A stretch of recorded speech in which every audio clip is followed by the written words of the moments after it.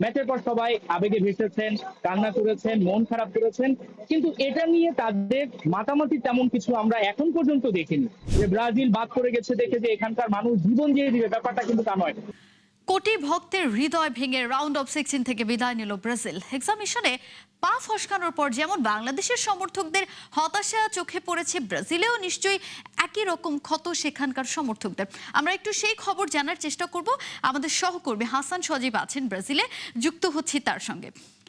সজীব, যেমনটা আসলে গতকালের ম্যাচটায় আমরা দেখলাম ব্রাজিলের এই স্কোয়াডটা নিয়ে এবার কার্লো আনচেলত্তির অধীনে আমাদের প্রত্যাশাটা অনেক বড় ছিল, হেক্সা মিশন জয়ের প্রত্যাশা ছিল, কিন্তু সেই স্বপ্নটা আসলে খুব তাড়াতাড়ি শেষ হয়ে গেল।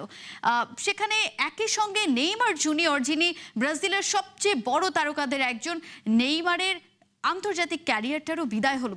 সেখানে দর্শকদের, আপনি আসলে গতকাল সেখানে ছিলেন, ম্যাচটা উপভোগ করেছিলেন তাদের সঙ্গে, নেইমারের এই অবসর নিয়ে আসলে ভক্তদের, সেখানকার সমর্থকদের আবেগের কেমন আদান প্রদান আসলে দেখতে পেয়েছেন? তাজিন, আপনি আবেগের কথা বলছিলেন, শুরুতেই আসলে বাংলাদেশি যারা সমর্থক রয়েছেন তাদের প্রতি সম্মান জানিয়ে একটা বিষয় জানাতে চাই। আপনি যদি ব্রাজিলে না আসেন তাহলে ব্রাজিলের মানুষ সম্পর্কে আপনি খুব ভালো ধারণা পাবেন না। বাংলাদেশে যেমনটা ঘটেছে এই ম্যাচের পর, বিশেষ করে নেইমারকে নিয়ে অনেক অনেক ধরনের আবেগ ঘন প্রয়োগ দিয়েছেন, কান্না করেছেন, সেই বিষয়টা ব্রাজিলও ম্যাচের পর দেখা গেছে। কিন্তু সেটা সেখানেই শেষ। ম্যাচের পর সবাই আবেগে ভেসেছেন, কান্না করেছেন, মন খারাপ করেছেন। কিন্তু এটা নিয়ে তাদের মাতামাতি তেমন কিছু আমরা এখন পর্যন্ত দেখিনি। আপনি দেখতে পাচ্ছেন আমি যে জায়গাটায় দাঁড়িয়ে আছি, এটা বেশ ব্যস্তবহুল একটা রাস্তা এবং এখানে সবাই কাজে নেমে পড়েছেন। যখন ম্যাচ হয়েছে তখন তারা ম্যাচ দেখতে গিয়েছেন, দলকে সাহস জুগিয়েছেন, উৎসাহ দিয়েছেন, নেইমারের জন্য গলা ফাটিয়েছেন। আপনি খেয়াল করবেন নেইমার যখন নামে তখন সব জায়গায় নেইমার নেইমার একটা স্লোগানে মুখরিত ছিল। কিন্তু আবার যখন নেইমার অবসরের ঘোষণা দেন তখন অনেকে কেঁদেছেন। এখানে একটা ব্যাপার বলে রাখা ভালো, একটা মিশ্র প্রতিক্রিয়া আমরা দেখতে পাচ্ছি।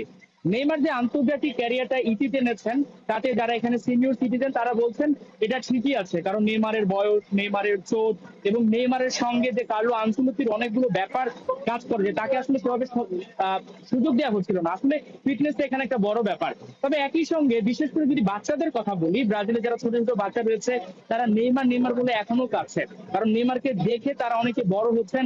নেইমারকে এখনো তাদের একটাই দাবি, যাতে নেইমার আবারও ফিরে আসে, আবারও খেলে। যেমনটা আমরা শুনতে পেরেছি এবং জানতে পেরেছি, নেইমার যখন ফিরে আসবেন সান্তোসের সঙ্গে তার এখনো চুক্তি রয়েছে, সেখানে হয়তো তিনি এক দুইটা ম্যাচ খেলে তার এই ক্লাব ফুটবলটাকেও তিনি ইতি টানতে পারেন। আমি যদি একটু ব্রাজিলের বর্তমান অবস্থা বলি, বাংলাদেশের সঙ্গে মেলাই, বাংলাদেশে আমরা বিভিন্ন খবরের মাধ্যমে জানতে পারছি যে অনেক অনেক পথ বেছে নিচ্ছেন, অনেক ধরনের অনাকাঙ্ক্ষিত ঘটনা ঘটছে। দেখেন, ফুটবল ব্রাজিলের একটা জীবনের অংশ, কিন্তু তার মানে এটা নয় যে ব্রাজিল বাদ পড়ে গেছে দেখে যে এখানকার মানুষ জীবন দিয়ে দিবে, ব্যাপারটা কিন্তু তা নয়। আপনি দেখলে বুঝতে পারছেন যে সবাই আসলে কত ব্যস্ত।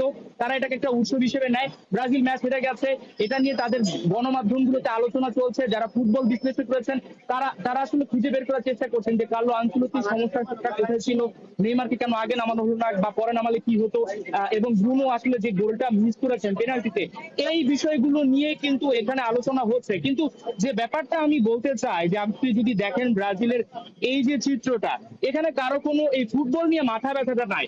আবার যখন ব্রাজিলের ম্যাচ আবারও তারা খেলা দেখতে যাবেন, জার্সি কিনবেন, হই হুল্লোড় করবেন। একটা ব্যাপার এখানে বলে রাখা ভালো যে ফুটবল কালচারটা এখানে যেভাবে রয়েছে, আবার মানুষের যদি আমি মন মানসিকতার কথা বলি, সেক্ষেত্রে সেই ব্যাপারটা আপনাকে এখানে বুঝতে হবে। এখানে আমি এখন পর্যন্ত এমন কোনো অনাকাঙ্ক্ষিত ঘটনা দেখিনি বা শুনিনি যে কেউ ফুটবলের জন্য হয়তো কারোর সঙ্গে বাকবিতণ্ডায় জড়িয়েছে, কেউ টেলিভিশন ভেঙেছে, কেউ রাস্তায় নেমে পড়েছে। সজীব, এই আপনাকে ধরনের ঘটনা অসংখ্য এখানে নেই। ধন্যবাদ আমাদের সঙ্গে যুক্ত হওয়ার জন্য। এবং আমরা আসলে দেখছিলাম যে ব্রাজিলে এই ব্রাজিল ভক্তদের জন্য যে পুরো বিশ্ব জুড়ে ব্রাজিলের এই দলটাকে নিয়ে যে উন্মাদনা, সেই উন্মাদনাটা কিন্তু আর ব্রাজিলেও আছে, কিন্তু তারা আসলে সেটা বেশিক্ষণ মনে রাখতে চান না, এই দুঃখটাকে তারা সামনে এগিয়ে যেতে চান। এবং আমরা যুক্ত ছিলাম ব্রাজিল থেকে, আমাদের সহকর্মী হাসান সজীব জানাচ্ছিলেন সেখানকার বিস্তারিত।